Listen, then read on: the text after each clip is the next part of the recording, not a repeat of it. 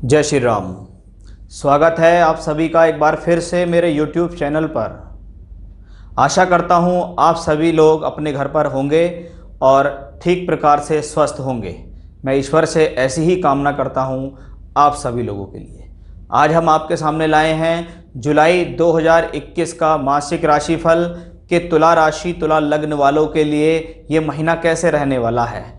ग्रहों की स्थितियां आपको इस महीने किस प्रकार से प्रभावित करेंगी, ग्रह महीने के शुरुआत में किस राशि में होंगे और मध्य तक आते आते वह राशि परिवर्तन करके अगली राशि में पहुंच जाएंगे। तो वो परिवर्तन आपके लिए कैसा रहने वाला है, क्या वो परिवर्तन आपके लिए सुखद है, खराब है, आपकी प्रोफेशनल लाइफ, आपकी लव लाइफ, संतान, धन, सब के लिए कैसा रहने वाला है, उसके बारे में विस्तृत चर्चा करने वाले हैं। मेरा ये आज का वीडियो तुला राशि तुला लग्न वालों के लिए है। अगर कुंडली में आपका लगन तुला है, आपका चंद्रमा तुला राशि में बैठा है, या अगर आपको दोनों में से कुछ नहीं पता और ये पता है कि आपका जन्म का नाम अक्षर तुला राशि में आता है, तो ये वीडियो आपके लिए है। इस महीने ग्रह गोचर आपको इस प्रकार से प्रभावित करेंगे। यहाँ आप ये ध्यान रखिएगा, अगर आपको अपनी जन्मपत्री की राशि पता है तो वो ज़्यादा एप्लीकेबल होती है। चलिए शुरुआत करते हैं। सबसे पहले 1 जुलाई 2021 में गोचरीय स्थिति क्या है। वृश्चिक राशि के अंदर केतु यहाँ लंबे समय से चल रहे हैं। राहु केतु को वृषभ वृश्चिक में उच्च का कहा गया। केतु मंगल की राशि में है, इसलिए वो मंगल के आधार पर अपने फल देंगे। वहीं आप देखेगा आपके चौथे स्थान में शनिदेव हैं, जो कि आपके लिए मित्र भी हैं, आपके लिए योग कारक भी हैं, आपके लिए सभी प्रकार से हर समय हर परिस्थिति में तैयार रहने वाला एक ग्रह है। वो सुख स्थान में हैं, वक्री स्थिति में है। आपके बुद्धि स्थान यानी पंचम भाव पर बृहस्पति देव एक सौम्य ग्रह हैं, बेस्ट बेनिफिक ग्रह हैं। इनसे ज़्यादा नैसर्गिक शुभ ग्रह कोई नहीं है, जो हमेशा शुभत्व प्रदान करने का ही प्रयास करता है। वो भी वक्री स्थिति में आपके बुद्धि स्थान पर है। अष्टम भाव में मित्र की राशि में उच्च का राहु, मित्र की राशि में बुध देव स्वयं चल रहे हैं, जो कि आपकी भाग्य स्थान और द्वादश के मालिक हैं। सूर्य देव आपके भाग्य स्थान में विचरण कर रहे हैं। बुध देव लगभग 7 जुलाई तक इसी राशि में रहने वाले हैं। उसके बाद ये ग्रह राशि परिवर्तन करके आपके भाग्य स्थान में स्वराशि में प्रवेश कर जाएंगे। सूर्य देव हर 15 तारीख को राशि परिवर्तन करते हैं, इसलिए यह भी आपके कर्म स्थान में गोचर कर जाएंगे 15 दिन यानी 15 जुलाई के बाद।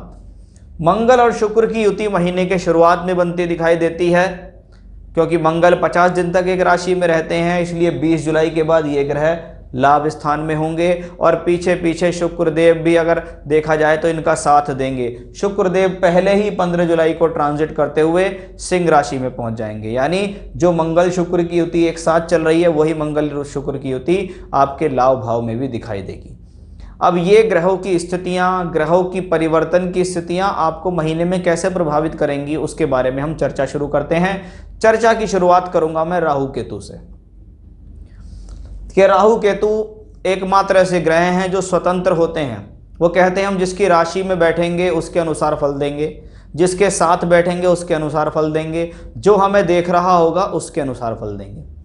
अधिकतर शास्त्रों में ये कहा गया है कि राहु केतु सदैव अगर अकेले हों तो ज़्यादा अच्छे परिणाम देते हैं। केतु अकेले विराजमान हैं, दूसरे घर के अंदर हैं, मंगल की राशि में, आपकी वाणी को थोड़ा कठोर कर सकते हैं, लेकिन पैसे के हिसाब से, सोर्स ऑफ इनकम के हिसाब से ये प्लेनेट अच्छा है। ये मंगल की राशि में है और मंगल कर्म स्थान में चल रहे हैं, इसलिए आपकी वाणी और आपका कर्म का एक बहुत सुंदर संयोग बनता दिखाई दे रहा है कि हाँ, आपकी प्रोफेशनल लाइफ में, आपकी नौकरी में, आपके व्यवसाय के क्षेत्र में इस दौरान बोलचाल का बहुत रोल दिखाई देता है। लेकिन ग्रह जब नीच का हो जाता है तो थोड़ा सा संभल कर चलने की जरूरत है, क्योंकि केतु भी मंगल की भांति ही प्रभाव देने वाले होते हैं। शास्त्र कहता है शनिवत राहु कुजवत केतु, यानी केतु का स्वभाव भी मंगल की तरह है। तो थोड़ा उस चीज़ पर आपको कंट्रोल करना होगा। अपनी वे ऑफ टॉकिंग को जितना नरम बनाएंगे उतना बेहतर रहेगा। राहु को देखिएगा, राहु उच्चस्थ हैं अष्टम भाव में, अचानक से धन देने की प्रवृत्ति रखते हैं। शुक्र की राशि में चल रहे हैं, भाग्य स्थान के मालिक के साथ चल रहे हैं, और शुक्र को देखिएगा आपके कर्म स्थान में, यानी राहु आपके फेवर में है। आपकी स्वयं की राशि के मालिक भी शुक्र ही हैं, इसलिए राहु आपके लिए यहाँ नेगेटिव नहीं है। भले ही प्लैनेट 8th हाउस में बैठा हुआ है, लेकिन इस प्लैनेट को मैं खराब नहीं कहता। ये सौम्य राशि के अंदर है, शुक्र की राशि में है, जो आपकी लग्न राशि का मालिक है, इसलिए राहु आपके फेवर में रहेगा। शुरुआत करते हैं ग्रहों के राजा के बारे में कि ग्रहों के राजा सूर्य देव है। लाभ स्थान के मालिक होकर भाग्य स्थान में गोचर, यानी लाभ और भाग्य का संयोग। आपके भाग्य से आपके लाभ मिलेंगे। आप प्रयास कीजिए, प्रयास करते ही आपके सोर्स ऑफ इनकम बनाएंगे। यहाँ सूर्यदेव उन्होंने इस चीज़ का आपसे यहाँ वादा किया, क्योंकि लाभ और भाग्य का जब समन्वय आपस में ग्रहों का बनता है तो वो कहते हैं कि हाँ, हम आपको सभी परिस्थिति में लाभ देंगे, आप प्रयास जरूर करें। सूर्य जब भाग्य स्थान में विचरण करते हैं तो ये समय पिता के साथ वैचारिक मतभेद या कह सकते हैं पिता को कुछ हेल्थ इश्यूज दे सकता है। बाकी आपके लिए आपकी सोर्स ऑफ इनकम के हिसाब से ये प्लैनेट अच्छा है। बृहस्पति की पंचम दृष्टि भी इसको सहयोग करती है। इसका मतलब आपके लिए कॉम्बिनेशन अच्छा है, शुद्ध है, फायदा देने वाला होगा। सूर्यदेव 15 जुलाई को यहाँ से निकलकर कर्म स्थान में पहुँच जाएंगे, यानी फिर आपके कर्म के अंदर बढ़ावा हो रहा है, आपके लाभ के मालिक कर्म के अंदर जा रहे हैं, यानी इस कॉम्बिनेशंस के अंदर और ज़्यादा प्रगति होती दिखाई दे रही है। सूर्यदेव अभी भी आपके फेवर में हैं और आगे भी आपके फेवर में ही रहेंगे। चंद्रमा हर सवा दो दिन में बदल जाता है, इसलिए इसका मासिक राशिफल में हम कोई उपयोग नहीं करते हैं। मंगल के बारे में हम आपसे बात करेंगे कि 50 दिन तक मंगल एक ही राशि में चलता है। वो मंगल पिछले काफ़ी समय से नीच के होकर कर्क राशि में चल रहे हैं। आपके कर्म स्थान में उत्तेजना और साहस से भरा हुआ ग्रह मंगल है, यानी कर्म में जल्दबाजी नहीं करनी है। अगर कर्म में जल्दबाजी करोगे तो अपना नुकसान प्राप्त करोगे। इसमें एक योग देखिएगा कि आपके वाणी स्थान का मालिक दशम भाव में बैठा हुआ है, यानी वाणी का और कर्म का समन्वय है। वाणी स्थान पे ऑलरेडी केतु हैं जो कि मंगल के ही फल दे रहे हैं, इसलिए कर्म में जल्दबाजी नहीं करनी है।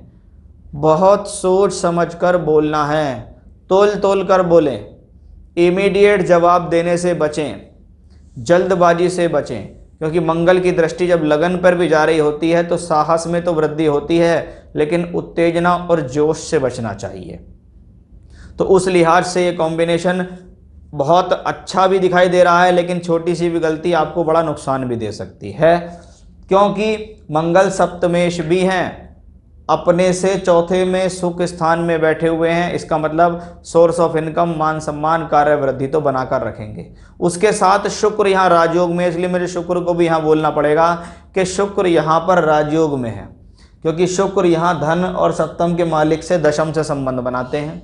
इसलिए सोर्स ऑफ इनकम मिलना, पैसे का आना, कार्यस्थल में तेजी होना, कार्य व्यवसाय में अच्छी पकड़ बनाने के अवसर आपको वर्तमान में चलते दिखाई दे रहे हैं। बहुत जल्दी ही ये शुक्रदेव 15 तारीख के आसपास राशि परिवर्तन कर जाएंगे और पहुंच जाएंगे लाभ में, यानी लाभ, सोर्स ऑफ इनकम, पैसा, मल्टीपल सोर्स ऑफ इनकम, आय के अवसर खुलेंगे, पैसा हाथ में आना शुरू हो जाएगा, बचत होनी शुरू हो जाएगी अच्छी तरीके से। उस लिहाज से शुक्र अच्छा और पीछे पीछे मंगल। अब मंगल धन स्थान के मालिक हैं, पैसा देने वाले हैं, यहाँ पर बैठ के धन स्थान को वापस देखेंगे, यानी मंगल शुक्र के साथ अब बहुत बढ़िया धन योग बनाएंगे। अभी तक तो ये बन रहा था एक अच्छा राजयोग धन योग, अब ये प्योरली धन योग में कन्वर्ट हो जाएगा, यानी आने वाले समय में सोर्स ऑफ इनकम बड़ी तेज़ी से आपकी बढ़ने वाली है। पैसे की स्थितियाँ आपके लिए बहुत अच्छी तरीके से बढ़ने वाली हैं। अभी आप देखिएगा कि ये मंगल शुक्र की युतियाँ शनि से प्रभावित है, चतुर्थेश उसको देख रहा है, इसका मतलब भूमि से, जमीन जायदाद से फ़ायदा मिलने के योग हैं, प्रॉपर्टी से फ़ायदा मिलने के योग हैं। तो वो एक सुंदर कॉम्बिनेशन मंगल शुक्र ने भी दिखाया। बाद में ये लाभ स्थान में पहुंचेंगे तो इसमें वृद्धि ही करेंगे। बुध को आप देखिएगा अभी कहाँ हैं, अष्टम में है, मित्र की राशि में उच्च के राहु के साथ। बस 6-7 जुलाई के बाद ये ग्रह सूर्य के साथ बुध आदित्य योग बनाएंगे 15 तारीख तक, यानी उस दौरान आपके भाग्य स्थान और आपके लाभ स्थान के मालिक जब भाग्य स्थान में राजयोग बनाएं तो आपका भाग्य आपका साथ देगा, आपके कार्य प्रगति पे होंगे, बड़े बड़े लोगों के साथ संपर्क बनाकर आप अपने जीवन में फ़ायदा लेंगे। किसी प्रकार का धार्मिक कार्य, धार्मिक यात्रा, ईश्वरीय कृपा आपको प्राप्त होगी। उस दौरान अच्छे संयोग बनते हैं। और जब बुध यहाँ अकेले स्वराशि के होंगे तो भाग्य स्थान का मालिक भाग्य स्थान में बैठे तो क्या होगा, ये लक्ष्मी त्रिकोण भी है, ईश्वरीय कृपा से धन प्राप्त होगा, अच्छे आय के साधन को लेंगे, अचानक से बड़ा सोर्स ऑफ इनकम प्राप्त होने की उम्मीद पूरी तरीके से यहाँ जागृत होती दिखाई दे रही है, क्योंकि बुध द्वादशेश भी हैं। इसका मतलब दूर स्थान से जुड़कर भी पैसा कमाने के अवसर आपको अवश्य मिलने वाले हैं।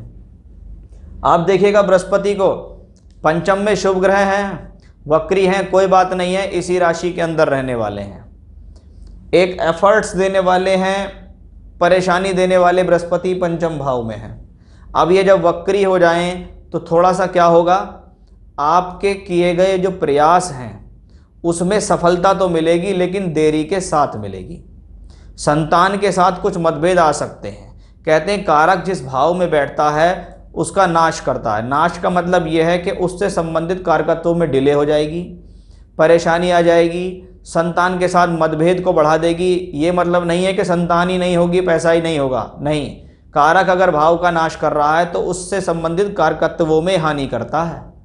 बृहस्पति अभी भी यहाँ से बैठकर भाग्य, लाभ और लगन को दृष्टि देंगे। इसका मतलब लगातार सोर्स ऑफ इनकम देंगे, क्योंकि बुध भी यहाँ स्वराशि के हो जाएंगे। भाग्य स्थान, लाभ स्थान पे दृष्टि आएगी, सोर्स ऑफ इनकम बनेगा, मान सम्मान बढ़ेगा। आप अपने मान सम्मान को बचाए रखने के लिए लगातार एफर्ट्स और संघर्ष करेंगे, जिसमें आपको सफलता मिलेगी। वक्री ग्रहों को कोई बुरा ग्रह ना माने। वक्री ग्रह जब पंचम में वक्री हो जाए तो व्यक्ति को थोड़ा सजग हो जाना चाहिए कि उसको कोई ऐसे फैसले लेने नहीं चाहिए जिसमें उसको लालच आ जाए कि मुझे फटाक से बढ़िया लाभ लेना है तो इसलिए मैं इसमें इन्वेस्टमेंट कर दूं। कच्चे लालच के चक्कर में व्यक्ति को हानि हो सकती है, उन चीज़ों से आपको बचना है सिर्फ। बाकी बृहस्पति यहाँ आपको कोई प्रॉब्लम नहीं दे रहे हैं। शनिदेव को आप देखिएगा स्वराशि के हैं, अपने ही राशि में हैं, वक्री भले ही हो गए लेकिन मैं इसको एक शक्तिशाली ग्रह ही कहूँगा। इसको मंगल शुक्र का सहयोग मिलता है, यानी भूमि जमीन जायदाद प्रॉपर्टी के मामलों में इंटरफेयर करके आप पैसा कमा सकते हैं। प्रॉपर्टी की लेवा बेची करके पैसा कमा सकते हैं। घर के अंदर कोई काम करवाना है वो भी संभव है, प्रॉपर्टी को बेचकर पैसा कमा सकते हैं। बहुत समय से सोच रहे हैं कि प्रॉपर्टी बिक जाए, वो भी इस दौरान बढ़ती और बनती दिखाई दे रही है। शनिदेव शत्रुओं को हराने वाले हैं यहाँ। बहुत अच्छी बात यह है कि आपकी लगन और राशि इस दौरान एक्टिवेट हो रही है, और एक्टिवेट भी इतनी बेहतर हो रही है कि शनि की 10वीं दृष्टि, बृहस्पति की 9वीं दृष्टि और मंगल की 4थी दृष्टि आपकी राशि और लगन पर आती है। जब तीन मुख्य ग्रह, शनि जो काल हैं, बृहस्पति जो फल देने वाले हैं और मंगल जो साहस देने वाले हैं, जब ये आपके लगन राशि से संबंध बनाएं तो समझ लीजिएगा लगन के ऊपर ग्रहों का प्रभाव आपके आत्मसम्मान में वृद्धि करता है, आपके सम्मान में वृद्धि करता है, आपके कॉन्फिडेंस लेवल को बढ़ाता है। समाज के अंदर आपको कोई अच्छा पद प्राप्ति मान सम्मान मिल सकता है, क्योंकि लगन तो सबसे ज़्यादा सर्वोपरि है। अगर लगन बली है तो आपको जीवन में सारी चीज़ें प्राप्त होंगी, और लगन बली नहीं है तो आपके द्वारा की गई मेहनत, आपके एफर्ट्स फेल होते दिखाई देते हैं। तो वो सुंदर सहयोग यहाँ शनि बृहस्पति मंगल से के पूर्ण आशीर्वाद से बनता दिखाई दे रहा है, जिसको मैं राजयोग और धन योगों से भी ऊपर मानता हूँ। क्योंकि लगन बली तो आपके विचार अच्छे, आपकी सोच अच्छी, आपके निर्णय अच्छे, और वो निर्णय आगे चलकर आपको अच्छा फायदा देंगे। वो कॉम्बिनेशन आप देखिएगा इस ही ग्रह की वजह से आता है। और तुला राशि के लिए तो शनिदेव अपने आप में वरदान है, बृहस्पति सदैव ज्ञान देने वाले हैं, शुक्राचार्य आपकी राशि के मालिक हैं, यानी बुद्धि और ज्ञान के हिसाब से तो आप बहुत बैलेंस हैं। कहाँ क्या करना है, कहाँ क्या बोलना है, किससे कितनी बात करनी है, वो सब आपकी राशि के अंदर गुण विद्यमान है, क्योंकि शुक्र राजसी राशि है, बृहस्पति सात्विक ग्रह हैं, शनिदेव संयम देने वाले हैं, मंगल साहस देने वाले हैं। वो सब मिलकर आपको सपोर्ट दे रहे हैं। तो समझ लीजिएगा कि तुला राशि वालों के लिए ये जो स्थितियां बन रही हैं वो सुखद हैं। अच्छी बात यह है कि आप स्वयं देखिएगा कि भाग्य स्थान, कर्म स्थान, लाभ स्थान और लगन, इन्हीं से आपके सारे प्लेनेट कनेक्टेड हो रहे हैं, चाहे बैठकर हो रहे हों चाहे दृष्टि दे रहे हों। तो इसका मतलब है भाग्य में, कर्म में, लाभ में, मान में, सम्मान में वृद्धि हो रही है। बस आपको अपने ऊपर संयम रखना है।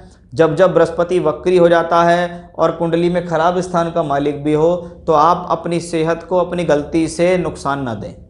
आज के समय में जो प्रॉब्लम देश में चल रही है उसमें क्या होता है, व्यक्ति उस बीमारी को कुछ मानता ही नहीं, गड़बड़ कर देता है, फिर उसकी चपेट में आ जाता है। सही तो हो जाता है लेकिन 8, 10, 12, 15 दिन के लिए कष्टप्रद जीवन उसका हो जाता है। वो कॉम्बिनेशंस इन्हीं वजह से यहाँ देखे जाते हैं।